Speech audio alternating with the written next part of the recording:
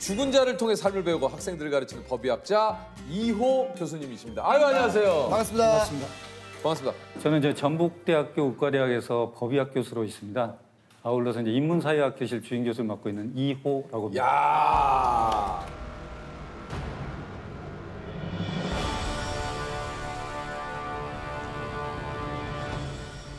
안면 우열이 있고 또 눈꺼풀 결막에서 일혈점이 다소 나타나고 있고 다른 사람의 손에 의해서 목눌림이 사망할 때까지 지속적으로 이루어져서 발생한 경부압박 질사, 우리가 흔히 액살 이렇게 표현하거든요. 좌측 가슴 위에 커다랗게 드러난 자창의 흔적이 있다. 이 표현은 엄격하게 말하면 사후 손괴. 시신을 칼로 찔렀다는 거. 그렇습니다. 이게 시신에서 보여지는 상처에 대해서는 부정할 수 없죠.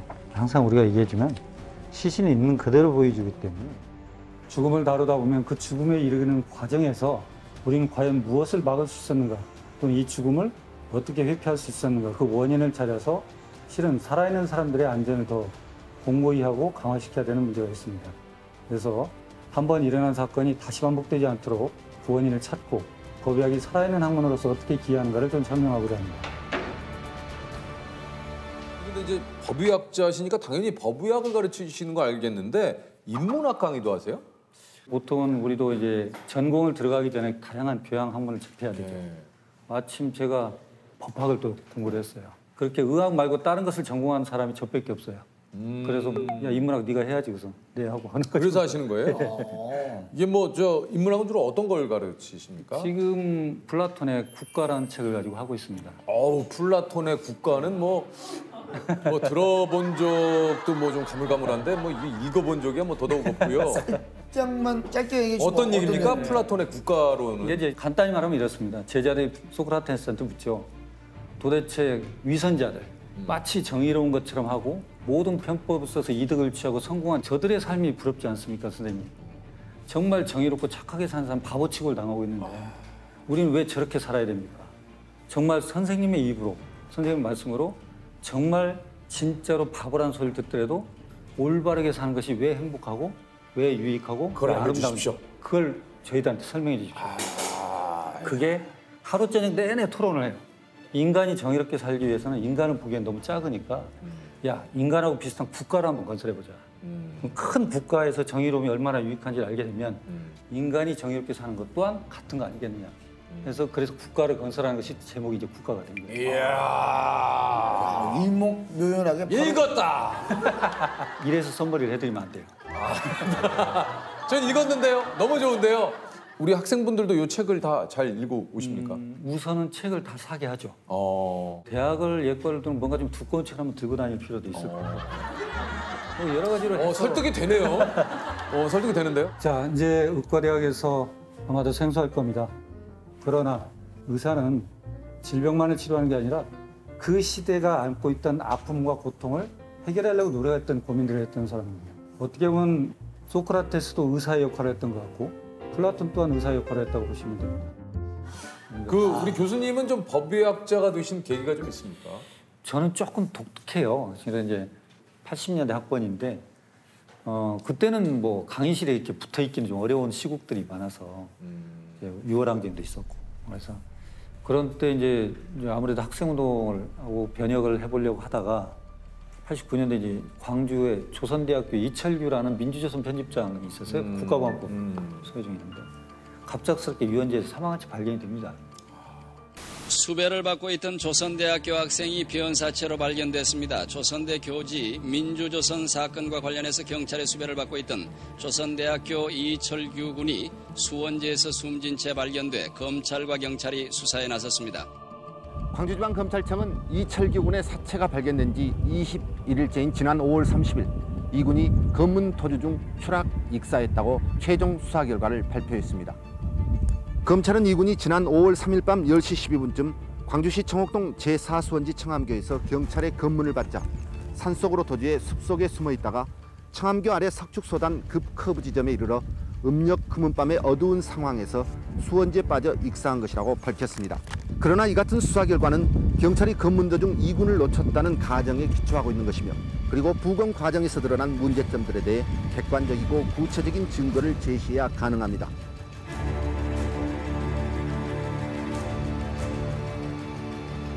익사라고 납득시킬 만한 근거가 없어요. 고도의 부패로 인해서 사인은 불명임을 하고 먼저 전제를 하고 비록 부패가 진행됐지만 여러 장기에서 플랑크톤이 검출돼서 생전에 입수했을 가능성은 나도 인정된다. 아마 그 죽음을 제가 그때 경험하지 못했다면 의과대학을 졸업하지 않았을 수도 있어요. 실은 정말 뭐 망치로 맞은 것 같았어요. 이 길 가야겠다, 이렇게 가야겠다. 앞으로도 많은 의문사가 있을 테고 많은 죽음들이 있을 텐데 꼭 그런 학생운동이 아니더라도 우리 죽음에 대해서는 왜 접근하지 못할까? 다 살아있는 사람들의 건강을 더 정진시키고 생명을 연장하는 건 좋은데 죽음에 있어서 건강성 지표는 누가 챙길 것인가 싶어서 그러게 이제 그때 결심하고 지금까지 하고 있으니까 저는 행복한 사람이죠. 꼭 하고 싶었던 일이고 누가 잘하는 일이라고 행복한 사람이죠. 그럼 지금은 직업에 대한 만족도가 굉장히 높죠. 저는 제가 행복한 표정과 뭔가 잘 사는 표정을 했을 때 법의학이 정말 재밌나 이런 생각을 한다니까. 아니 저는 진짜 아니 실제 이렇게 법의학 수업을 하게 되면 실제 사건을 접할 일이 굉장히 또 많을 것 같아요. 그렇죠. 그렇게 이제 뭐 사례 보면서 자기들이 눈이 열렸을 때 굉장히 재밌어하죠. 근데 그게 거의 별똥별 수준으로 싹 사라집니다. 그 사람을 잡으려고 하는 순간에 찰나의 순간에 왜 그러죠? 야 이거 왔구나. 근데 이제 그걸 놓치죠. 그래서 제가 톰 소어의 작전을 씁니다. 어떻게 씁니까? 톰 소어가 이제 이모한테 페널티를 먹었잖아요. 페인트 칠하라고. 예, 맞아요. 지나가는 친구가 야 뭐야 했더니 너 벌 받는구나. 아니야 이게 얼마나 재밌는 건데 넌 함부로 못해. 나 좀 하면 안 돼. 아예 안 돼. 이거 나만 해야 돼. 막 자꾸 하니까 장난감 갖다 줘. 그러면서 이제 그 페인트 장사를 칠해요. 하죠, 장사를. 네. 그러니까 네가 법의학을 한다고 해서 저는 넘어가지 않죠. 그럼요. 저는 관심이 없는 척하죠. 학생들한테. 너 정도는 안 돼, 법의학이. 그 정도 관심은 수태 매년 있었어.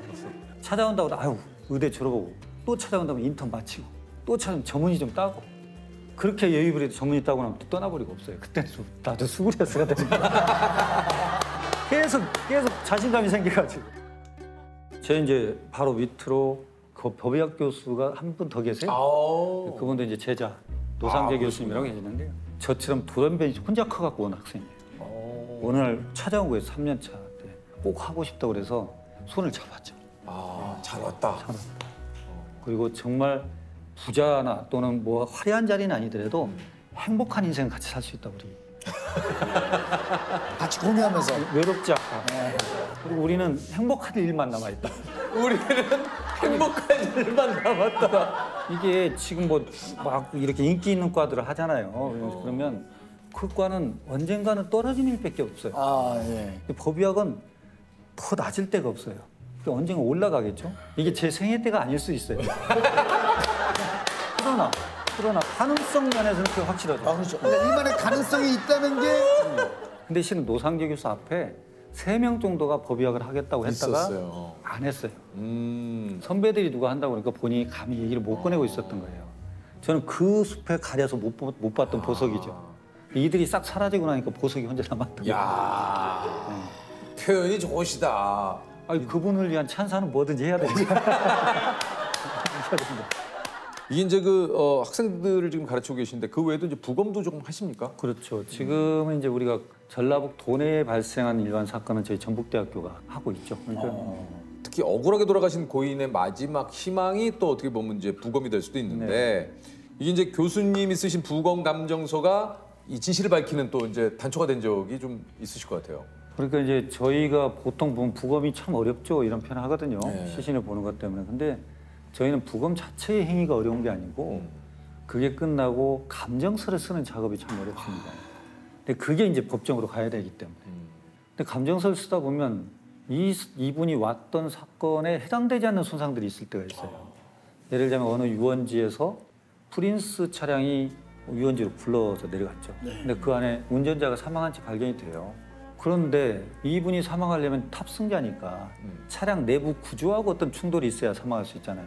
그러지 않습니까? 그렇죠. 근데 이분의 머리나 이런 쪽에 독특한 모양들이 있어요. 동심원 배열인데.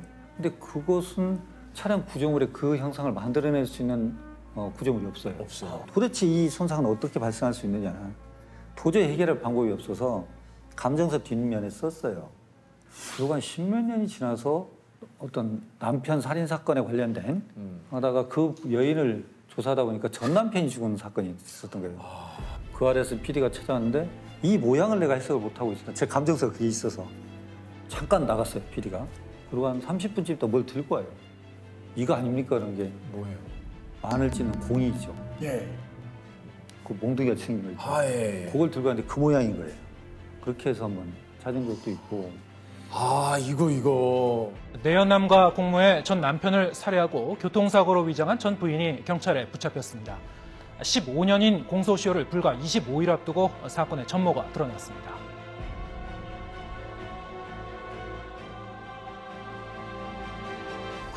그런 일도 있어요. 어느 날 느낌으로 갑작스럽게 오는 일들이 있어요. 뭐냐면 그 지리산 일주도로가 있거든요. 옛날 90년대 때 누군가가 잠깐 소변이면서 이제 차를 받쳐놓고 소변을 보는데 저 밑에 이 유기된 시신이 하고 있었던 거예요. 그래서 이제 그게 이제 저희한테 부검을 오게 됐죠. 도대체 이 사람이 어디에 있었냐? 누굴까? 누굴까 있어요? 그래서 치과 기록을 그 일대 남원, 뭐 임실, 순창 다 경찰들이 찾으러 다닐 텐데, 근데 그 형사가 갑작스럽게 테이블 있죠? 거기에 보면 옛날에 저 행방불명된 미아 찾기, 우표코기를 한 50명 정도 이렇게 놓는 게 있었어요. 예. 옛날에. 그날 지쳐서 딱 앉았는데 그 많은 숫자 중에 한 애가 보이는 거예요. 갑작스럽게.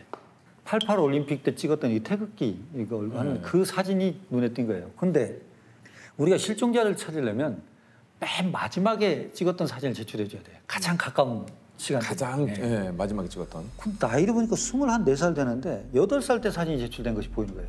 그 사진이. 자기는 이해 같은 거야. 그래 올라오면. 직감적으로요? 네, 그래 올라와요. 그 엄마를 만나고 아버지는 별거중. 아버지가 이 애를 데리고 있는 걸로 돼 있었는데 아버지가 이제 실종신고를 내고 아버지가. 그럼 왜 사진을 그걸 냈느냐? 대답을 않고 말을 안 해요. 그래서 엄마가 협조해줘서 유전자 분석을 하니까 그 친구가 맞아요. 그러니까 어떤 때는 대신 빙의하듯이 이렇게 얘기한 것도 있고. 아니 그럼 그분은 어떻게 되신 거예요? 실종되시고 어디 다른 데 수용되시다가? 아버지에 의해서 이루어진 사건이에요. 그게 아버지가 이제 데리고 있다가 그렇게 하고 이제 그것다 지리산에다가 이렇게 한 거죠. 근데 이런 사건도 있었어요. 광주 국과수에 있는데 뭐 경기도 경찰서에서 부검 의뢰가 오는 거예요.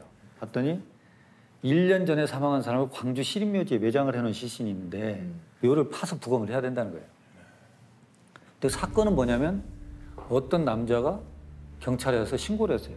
자기 고향 후배하고 자기 부인하고 공모에 자기를 죽이려고 하는 것 같다. 그래서 경찰이 이렇게 뒤져보니까 둘이 내연 관계인 건 맞아요. 근데 그 둘을 따로 죄수의 딜레마 게임 있죠. 분리해가지고 죄수의 딜레마 게임. 서로 자백하는 것이 가장 유리하거든요. 그래야 선처를 받으니까. 뭐 그렇게 해서 결국은 이 여성분 입에서 뭐가 나오냐면 저 남자는 더 나쁜 놈이다. 1년 전에 자기 와이프를 죽이고 보험금을 탄 놈이다. 그 1년 전에 사망한 부인이 이제 광주에 묻혀 있는 거죠. 그래서 이제 부검을 하러 가요. 그분은 어떤 거냐면 남편은 조수석에 탔고 돌아가신 부인은 운전을 했어요. 근데 옹벽 옆에 를 들이받고 부인은 머리를 다치고 남편은 다리를 다쳐가지고 입원해 있는데 남편이 갑자기 부인이 머리에 피를 흘리고 있는데 이분을 데리고 응급실로 내려오는 거예요. 입원이 중이었는데.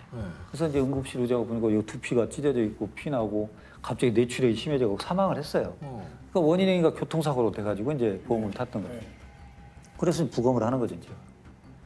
근데 묘에서 파서 수위 벗기고 뭔데 실압파라는 건 부패나 육탈이 되지 않고 습한 환경이 있으면 마치 밀랍처럼 돼 있어요. 그러니까 그 형태를 그대로 유지해요. 근데 딱 처음에 보니까 두피 두정부, 머리 꼭지 부위가 꼬매져 있어요.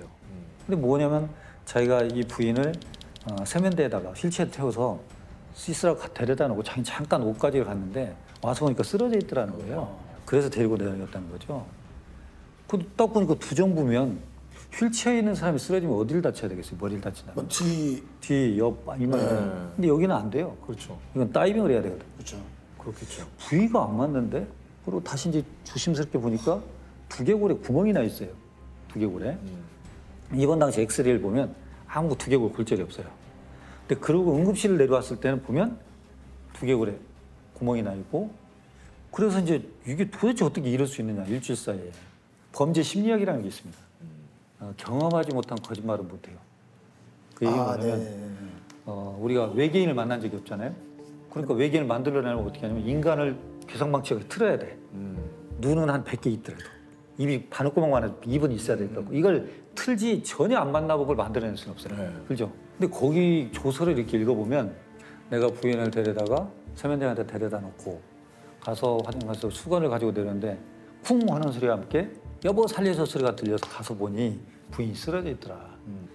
그게 범죄 심리학으로 안 맞아요. 왜 안 맞죠? 왜냐하면 쿵 하고 쓰러졌을 때 어떤 상태가 돼요, 뇌가. 그 정도면 사실 얘기를 한다는 게 말이 안 맞죠. 그런 상태에서 말을 할 수 있는 사람이 없어요. 그게 뭐냐면 이게 먼저야. 그러니까. 이게 먼저 오고 그다음에 여기 생겨야 돼요. 아 살려주세요. 그 소리를 먼저 들어야 돼, 내가. 네. 그걸 경험을 바꾼 거죠. 그러니까 부인이 살려달라고 애원한 거예요. 아무도 없는 그 세면대에 데려서 쇠파이프로 내리치고 진술은 이렇게 바꿨죠. 그렇게 된 그런 것도 있고. 야, 그 진술서만 봐도 그 안에 뭔가 네, 그 좀 부검감정서를 쓰기 힘들 때도 좀 있으시다고 그래요. 그렇죠. 왜냐하면 이제 어떻게 보면 어린애들을 할 때는 참 가슴이 아프시죠. 아프죠. 힘들죠. 왜냐하면 이 사람의 운명의 끈이 얼마까지인지는 모르죠, 우리가. 그러나 참, 그것이 이보다는 길었을 거라는 생각을 하니까 그런 부분이 좀 안타깝고 며칠째 학교를 안 나오는 애가 있었어요. 그러니까 담임선생이 신고를 했고 밖에 신문이나 우유가 쌓여 있고 그래서 경찰이 시정장한테 따고 들어갔죠. 그러니까 복도 쪽에 있는 방에는 초등학교 5학년 애가 목 졸려 살해당해서 가지런히 침대에 누워 있고 안방은 햇볕이 들어오는데 이불을 걷어보니까 칼로 찔려서 살해당한 엄마가 부패된 채로 있고 화장실을 보니까 아버지가 이제 목을 맸어요. 현장 사진을 찍고 뭐 이렇게 하는데 갑자기 그 누워있는 5학년 위에 본 벽에 그 당시 동시 경연대 같은 거 해가지고 상 타면 판넬로 이렇게 했었잖아요, 옛날에. 거기 이 애가 가을이 되면 나무는 너무나 이쁘다는 거예요. 형형색색 아름다운 옷들을 입고 있으니까. 그런데 내가 더 이뻐, 아니야 내가 더 이뻐 이렇게 서로 다투다 보니까 그 아름다운 옷들이 떨어진다는 거예요. 낙엽이. 낙엽이 시인 이유가. 그래서 야, 이런 시인이. 근데 이게 저도 무지하다는 것이 언제 알게 됐냐면 정신과 선배가 그 얘기를 해요, 저한테. 그건 그런 시가 아니라는 거예요. 아니에요? 그 애는 SOS를 보내고 있었다는 거예요. 왜냐하면 겉으로는 평온해 보이지만 지금 우리는 내부적으로 갈등이 많습니다, 우리 집은. 엄마 아빠가 싸우고 이것이 뭐. 자기 동물의 시가 이렇게 그렇게 써지는 거예요, 시가. 그래서 이게 참 우리는 얼마만큼을 더 노력하고 더 생각을 해야 될까. 이게 나 지금 조금 전에 소름이 돋았네요. 그런 거예요. 그래서 저도 그냥 얘기하신 대로 이게 참 시적으로 그렇죠, 너무 그렇죠. 네. 멋지게 표현을 했다. 단풍이 그냥 떨어지는 것을 서로 아름다움을 다투다가 이게 참 네 잘못이네, 내 잘못이네. 그래서 이렇게 더 안타깝다라고 생각을 했는데 이 안에 있는 또 심리학적으로는 그렇게 된다는 거죠. 뭔가 이렇게 저희들이 그냥 무심코 지나가지 말고 이런 그 주변에 있는 그 어떤 사인, 남모르는 이런 그 속에 숨어 있는 것들을 뭔가 한번 생각을 해봐야 될 것 같긴 해요. 이게 또 어떻게 보면 뭐 삶이 정상 같지만 저는 죽음을 너무 보니까 살아있는 게 비정상인 거예요. 왜 우리가 살 수 있을까? 그 많은 사고와 그 많은 힘든, 그 많은 어려운 것들이 있고 그 많은 위험들이 깔려 있는데 어떻게 우리는 살 수 있을까? 살아 있을까? 내가 오늘 KTX 타고 오는데 KTX가 부딪히지 않고 도착한다는 것이 그런 것들을 보면 삶이 오히려 신기한 거 아닌가요, 우리가? 제가 그런 말을 즐겼어요. 누군가에게 일어날 수 있는 일은 누구에게나 일어날 수 있다. 이 건물이 붕괴되기 바로 일보 직전일 수도 있어요. 나 하나가 버티고 있는 것일 수도 있거든요. 우리는 드러나지 않으니까 안전한 걸로 생각하는 거죠, 실은. 근데 살아있는 걸 너무 당연시하지 말라는 거예요. 우린 안전하다고 착각 속에 살 수도 있어요. 그래서 우리가 죽음은 어차피 맞닥뜨릴 수 있는 거지만 그 안에서 우리가 피할 수 있었던 죽음들, 예방할 수 있는 죽음들, 이것들에 대해서 의사로서 그래서 미리 작은 사건을 놓고 경고 사인을 줄 수 있는. 그래서 죽음을 허투루 보내서는 안 됩니다. 그 죽음에서 분명히 교훈이 있습니다.